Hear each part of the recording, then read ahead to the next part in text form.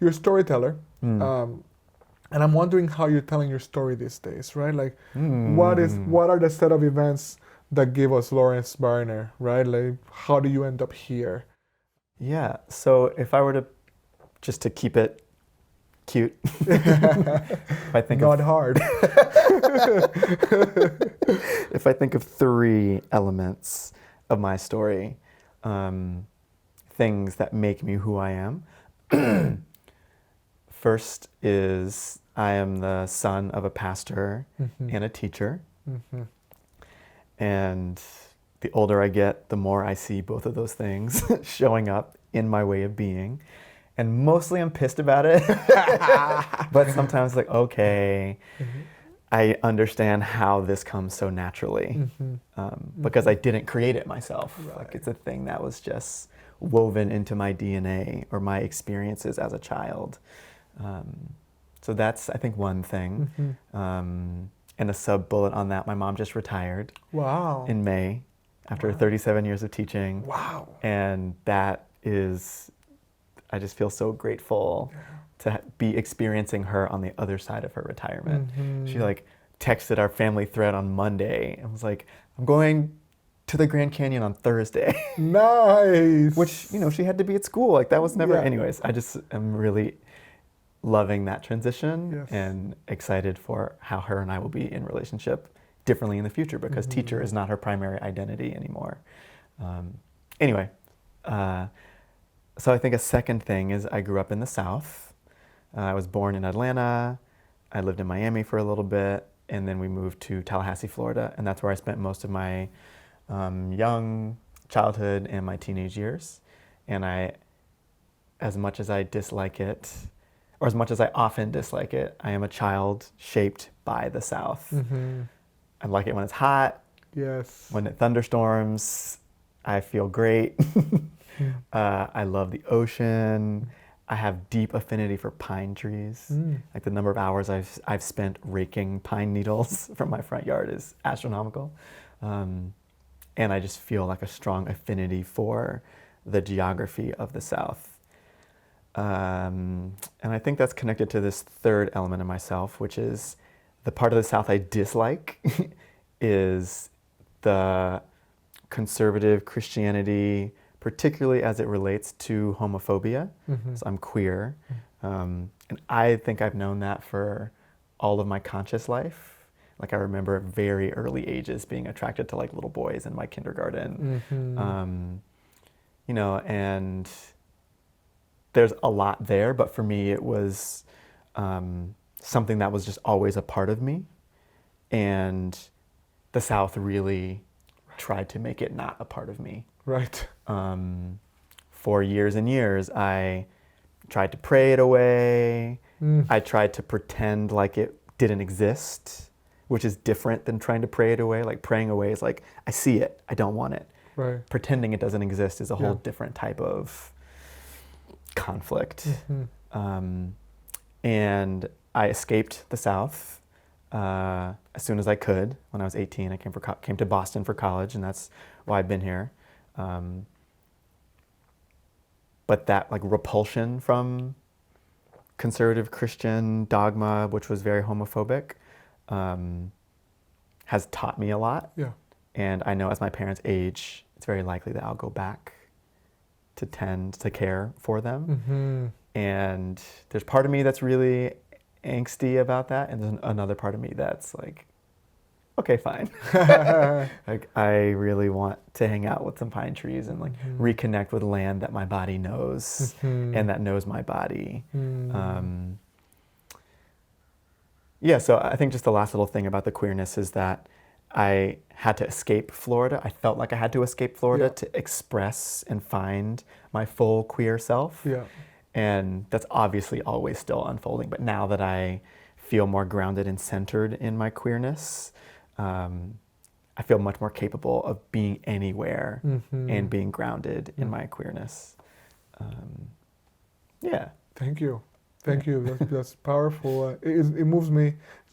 None of it isn't particularly new for me, but I wanted our viewers, listeners to get a sense of it. Yeah. I think worth saying as this conversation develops is that I also grew up in a Christian family with kind of a conservative tendency, and I'm not queer, and yet I did have to shape my sexual expression and repress it, right, based on the dictums of this particular community. Having had to do significant, it has impacted my life, having had to do significant healing from that. And I only say that to say, and obviously very impactful on the patriarchy front, because if you don't have a healthy way of kind of talking about all of these things, all you're going to get is what the culture feeds you on one side, and then what the church or that kind of more conservative tradition, which in our case was very clear, like the superiority of man over woman, right, was kind of a dictum of the faith. Right, it was kind of spoken in the households, right, and I only say that to say, I'm not even queer, right, and I can experience all of that. I can only overlay it with your actual sexual expression being considered sinful. If I had to try and pray my sexual desires away because I want it to be good, right? I can only begin to imagine what that was for you. So just expressing that and feeling that. I appreciate you saying that, and particularly the clarity with which you can say, I have some of that experience and not all of that experience. Right. I think that, if more of us could do that, I think we would see a different world relatively quickly. Right. Thank you. Thank you. And I don't think it plays into the conversation I wanted to invite you into. I want to find, so I'm going to invite you and to kind of check me, correct me, guide me if I kind of don't ask this right. Sure. Right? Yeah. But part of the intuition or the idea is that somehow the experience of being queer, I don't think this is a universal for queer man at all, but there seems to be, I don't know, is ease the right word? There seems to be sometimes perceived as safer in relationship to women. There seems to be something there that allows for a sensibility to develop. Maybe the other part is the kind of being out of the kind of dominant cis hetero structure, whatever it may be, but there's something that I would like to hear more from you on, without fully articulating the question. So a couple thoughts. One, I absolutely was closest friends with girls when I was growing up. That was absolutely true. And as I aged through middle school and high school, some of that became about similar ways of seeing and feeling through the world, and some of it was about safety. So being attracted to boys, situations that if you were hetero would be super normal and safe were unsafe for me. Right. The locker room, for example, is a place where like I'm having all of this internal battle, and I'm really wanting to not out myself or out myself in a way that causes me physical harm. Right. And so both of those made it way more comfortable for me to just be around women, being around girls. And even though we never explicitly, because I wasn't out of the closet, we didn't talk about my attraction to men, the reality of those patterns just showed up in my life and the lives of the women who I was growing up with. So there's more to that story, but that's a definite reality. And I think yeah, that created an opportunity for me to not develop some of the same toxic patterns that a bunch of my heterosexual friends, my heterosexual male friends, developed. Right. I avoided some of them because I got to hear about them. Yeah. Like I got to hear about the impact of these men on my women friends. Right. And so it was like, oh, right, don't do that. Just don't be that way. Right, right. Because I can see the impact directly, which I think sometimes even those guys couldn't see. Like they didn't know. Right. Sometimes they knew, Yeah. but most of the time they didn't know. Yeah. TV, movies, their parents, their extended family were all giving them be this way messages. Yes. And they had no idea that their girlfriends were complaining about those same things. Yeah. So that proximity allowed me to see the impact and not take on some of that toxicity. Yeah, yeah. And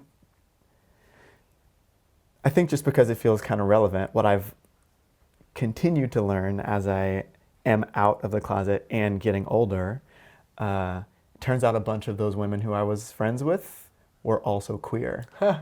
And we're like finding each other on the other side of Florida. Yes. And it's like, oh, I see you on Instagram now, and Lauren is married to a woman, for example. Right. Like we never talked about that, Yeah. but it obviously was true. We had some sort of gravity or pull towards each other, and I think that also shows up in how I didn't take on some of the toxicity of masculinity as most of us experience it. Like the proximity to being different made it much safer to just accept, like, I'm different, I'm not that kind of guy, or I don't relate to my maleness in the same way. Doesn't make me not male, I just don't relate to it in the same way. Right. Thank you for that. Thank you. And I'm especially appreciating the awareness around like how much, I want to say we like all these cis hetero boys didn't know. I mean, when I reflect back on my ways of being, and I would call me far from like the worst case, you know, and still like my heart breaks when I consider simple comments or even things said among boys, right? And it is culture.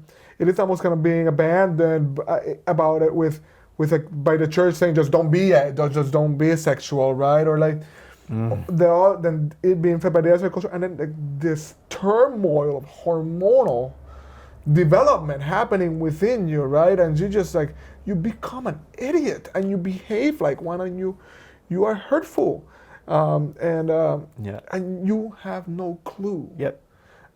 Which is a really hard thing to kind of contend with retrospectively, you know? And so this is why I'm doing this work, right? Yeah. To like, how do I amend? How do I atone? But I appreciate the compassion inherent in your observation.